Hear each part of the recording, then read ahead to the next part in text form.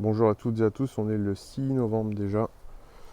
Petit tour du potager, donc les pommes de terre qui étaient plantées pour la seconde fois cette année ici n'ont pas encore été récoltées. J'avais fait les semis de poireaux juste là, au-dessus des pommes de terre qui ont poussé relativement vite. Donc j'ai retiré les poireaux, je les ai repiqués donc sur toute cette zone là et aussi ici. Donc ici j'ai fait des petits puits en fait pour mettre du terreau et avoir un meilleur enracinement des poireaux. Donc j'ai fait deux petites tranchées comme ça, hein. Contrairement à la butte. Donc là ça a 2 semaines et ils ont déjà bien ils ont déjà bien poussé en fait par rapport à la butte où ça fait déjà 1 mois et 1 semaine qu'ils sont là. Donc en pleine terre, le sol est encore trop compact pour cette première année de culture ici. Donc j'ai préféré alléger de ce côté-là avec du terreau. C'est mieux pour l'instant. Donc voilà la butte, j'ai repiqué tout ça, c'est les poireaux qu'on voit, hein. Donc par là-bas, il y avait quelques échalotes qui germaient. Cet été, on les a plantées, ça y est, elles sortent. Les salades qui ne sont pas mangées, hein, par les limaces et les gros escargots qu'on peut avoir ici. Au niveau du compost, donc le compost de cette année, il est là. J'ai arrêté de composter sur ce tas-là pour pouvoir me servir du terreau, du compost qui va me faire pour le printemps prochain. Ici, on a le nouveau tas de compost en fait.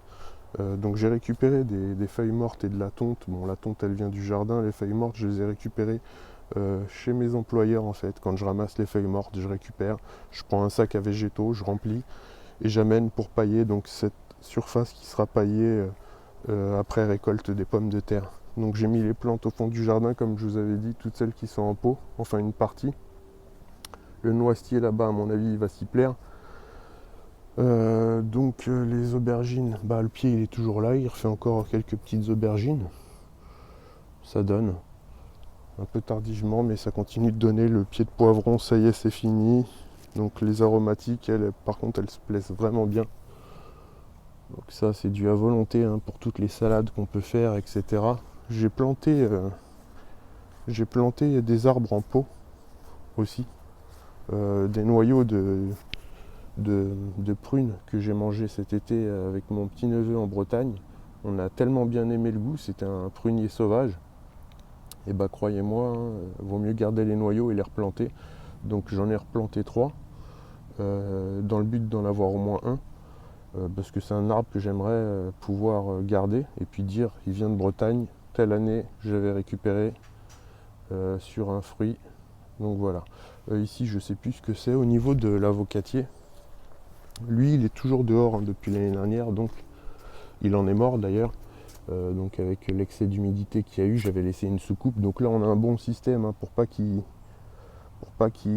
soit trop plongé dans l'eau. Par contre, il faut faire attention avec ces systèmes-là en hiver parce que le gel, le froid passe en dessous et ça c'est pas bon. Donc je vais peut-être mettre une serpillière en dessous comme j'avais fait.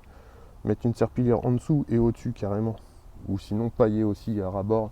Le rejet lui il vit toujours et le froid il s'en fout un petit peu, il n'y a pas de souci, hein. Donc on voit encore l'humidité de cette nuit sur les feuilles.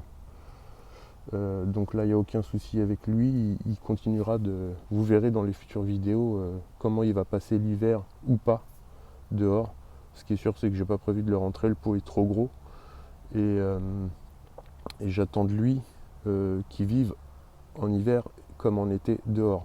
Donc le pot sera peut-être remis de ce côté-là, un peu plus au soleil quand même, parce que là on est en hiver, enfin presque en hiver, on est en automne. Les températures à l'ombre sont très basses.